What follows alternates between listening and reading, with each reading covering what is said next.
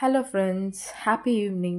சரி, ஓகே. மேலே டெர்ரஸில் போயிட்டு பாட்டுக்கெலாம் தண்ணி ஊற்றிட்டு அதுக்கப்புறம் கீழே வந்து ஏதாவது ஸ்நாக்ஸ் செய்யலான்னு சொல்லிட்டு வந்து அதுக்கப்புறம் ப்ரெட்டு வச்சு எக்கு டோஸ்ட் பண்ணலான்னு சொல்லிட்டு போய்ட்டு எக்கு வாங்கிட்டு வந்துட்டு ஒரு 5 எக்கு எடுத்து உடச்சி ஊற்றிக்கின்னு அதில் தேவையான அளவு சால்ட் போட்டு நல்லா பீட் பண்ணிக்கினேன்.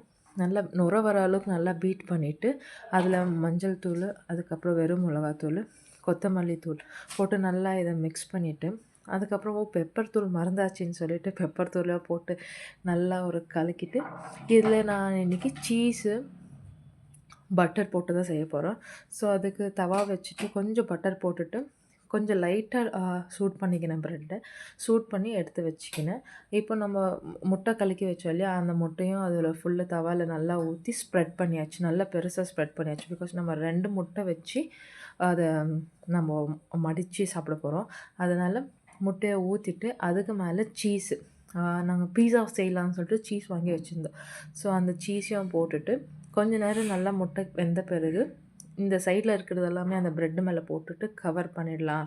அப்படியே ஒரு ப்ரெட் பாக்கெட் மாதிரி கிடைக்கும் அப்படின்னு சொல்லிட்டு சைடில் இருக்கிறது எல்லாமே ப்ரெட் மேலே கவர் பண்ணிவிட்டு நம்மளுக்கு எவ்வளோ சீஸ் வேணுமோ அவ்வளோ போட்டால் நல்லா சீஸியாக இருக்கும் நம்ம சாப்பிடும்போது. ஸோ நான் ஃபஸ்ட் டைம் இது செய்யும்போது கொஞ்சம் தான் சீஸ் போட்டேன். செகண்ட் டைம் நான் செய்யும்போது நல்லா ஜாஸ்தி சீஸ் போட்டு சாப்பிட்டேன். ஸோ இதை நல்லா மூடிட்டு கொஞ்ச நேரம் அப்படியே தவாவில் வச்சு அழுத்தி விட்டோம்னா சீஸ் எல்லாமே உருகி நல்லா நம்மளுக்கு சீஸியாக கிடைக்கும். ஸோ இதுக்கு தொட்டுக்கிறதுக்கு வந்து நான் மயோனைஸ் தான் வச்சு சாப்பிட்டேன். எங்கள் வீட்டில் என்னது டொமேட்டோ சாஸ் காலி ஆயிடுச்சு. ஸோ சூடாக